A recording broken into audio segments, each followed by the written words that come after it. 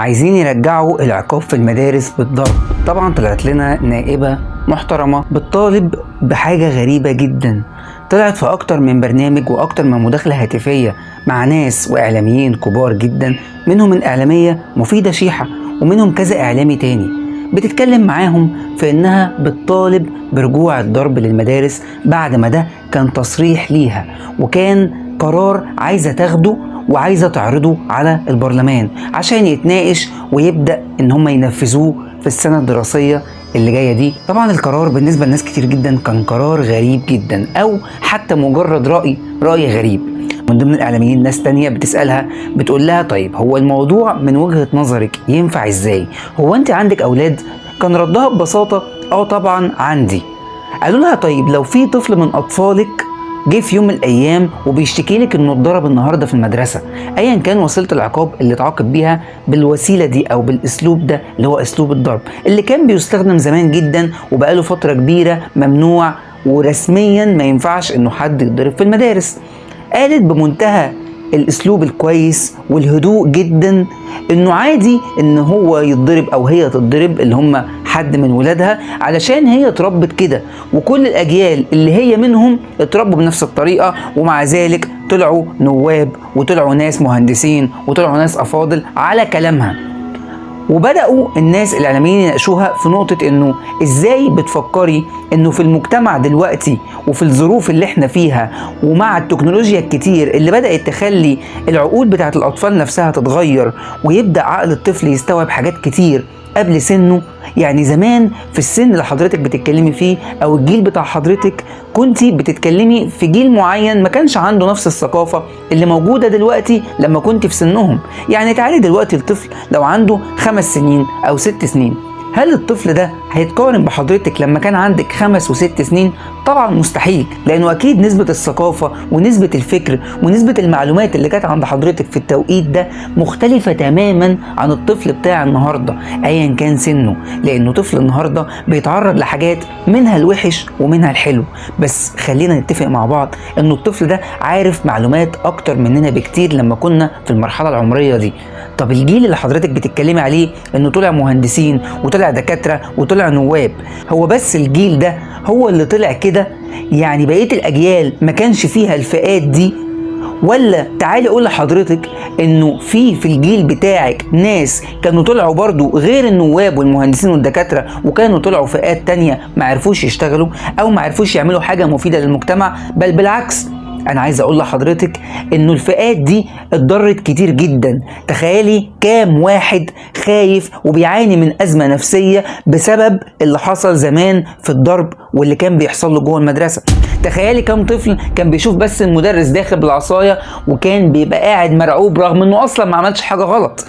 مش بقول ان العصاية ما ربتش اجيال، لا هي ربت ناس كتير، بس للأسف ضرت ناس اكتر.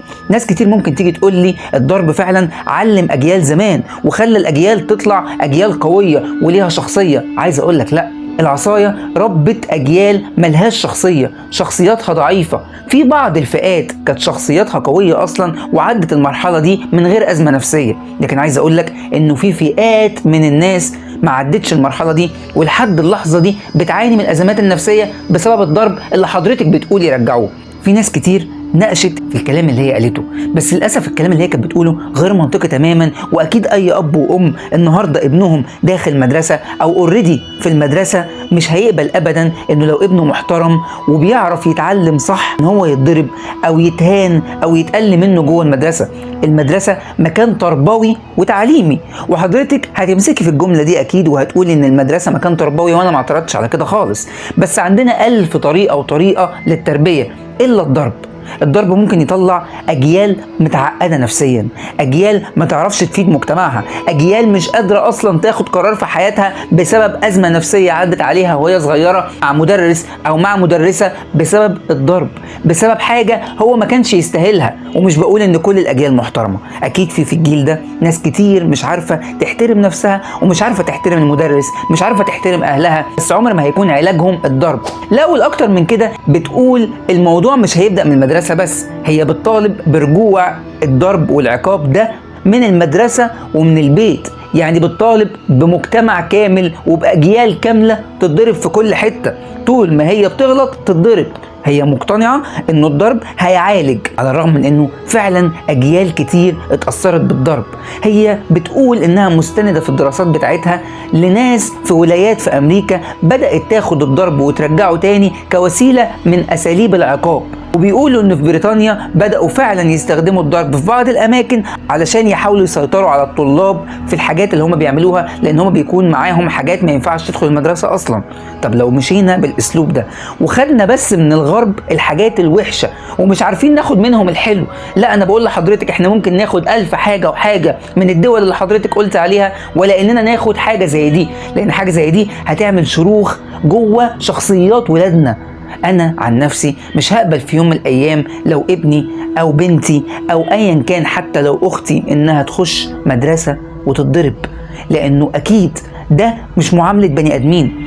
اكيد احنا بنحاول نرتقي بمجتمعنا ونوصل لمرحلة معينة من الارتقاء ده، ان احنا نكون على مستوى فكر معين، نطور ولادنا، نطور شخصياتهم، نطور من ادائهم، زي ما المجتمع بيجري حوالينا بسرعة جدا ومحتاجين ان هم كمان يجروا معاه عشان يواكبوا كل العصور. وده حقيقي وبيحصل ان هم بيجروا حتى قبلنا احنا شخصيا، واحنا بنجري قبل ابهاتنا عشان كلنا بنعيش مراحل عمرية مختلفة. يعني اكيد الزمن زمان غير دلوقتي غير بعد كده، وكل مدى الدنيا بتتطور. فبدل ما نساعدهم على انهم يطوروا من شخصياتهم ومن نفسهم وان هم يبتكروا حاجات ويبقوا فعلا دماغهم مشغولة بالابتكارات وبالحاجات اللي المفروض انها جديدة، اختراعات، فنون، ايا كان وسيلة الابتكار، ايا كان وسيلة تطوير الشخصية، اقول لهم تعالوا تضربوا، بدل ما اقول لهم يا جماعة انا ببني شخصية طفل، بقول له اطلع في مجتمع راقي بيحترمك عشان تعرف تحترمه وتقدم له الخير، اقول له تعالى هنا انا هضربك. هو للأسف احنا بقينا بنفكر بأقل الطرق الممكنة، ما عندناش ذرة ابداع في اننا نعاقب بوسيلة محترمة، في اننا نقول للطفل تعالى اتعلم، هتغلط هتتعاقب. ومحدش قال ان انا بلغي مبدأ الثواب والعقاب، بالعكس انا مع مبدأ الثواب والعقاب جدا، بس العقاب بأساليب تنفع انك تعاقب الطفل بيها، انك ما تأذيهوش نفسيا، انك ما تعملوش مشكلة نفسية في حياته بعد كده يفضل يعاني منها طول عمره. ما تعتمديش في كلام حضرتك على انه فعلا اللي اتضرب زمان طلع دكتور ومهندس ونائب، لا، في اجيال كتير زي ما قلت لحضرتك ما طلعتش حاجة خالص بسبب الضرب اللي حضرتك بتتكلمي فيه. في ناس سابت المدارس بسبب الضرب. انا بقول لكل حد ليه عقل وبيفكر، بعد اذنك فكر في الكلام اللي بيتقالك اليومين دول كويس جدا.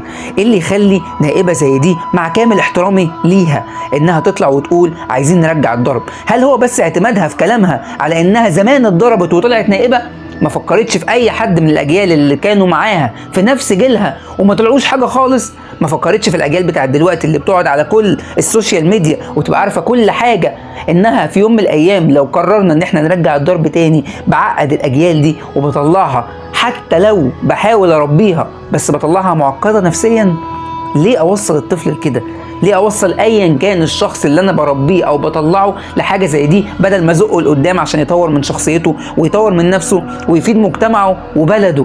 يا ريت كل واحد يناقش الفكرة دي مع نفسه ومع اولاده ويبدأ يعتمد انه يربي اولاده بطريقة صح، بطريقة عقلانية. احنا بشر مش اي حاجة تانية، احنا ما ينفعش نتربى بالضرب، ما ينفعش نتساق، احنا بني ادمين بنفكر ولينا مخ. ويا ريت كل واحد بيفكر يرد بمنتهى الاحترام على سيادة النائبة ويقول لها ما ينفعش تكرري قرارات زي دي في وقت زي اللي احنا فيه وفي مجتمع احنا بنحاول نقومه وبنحاول نخلي اطفالنا يطلعوا شخصيات محترمة، شخصيات واثقة من نفسها، وشخصيات مؤهلة نفسيا انها تبني وتطلع لقدام. يا ريت كل ولادنا يبنوا فعلا ويطلعوا لقدام ويبقوا واثقين انه محدش فينا هيوافق على القرار ده ولا هيوافق على اهانة اي حد.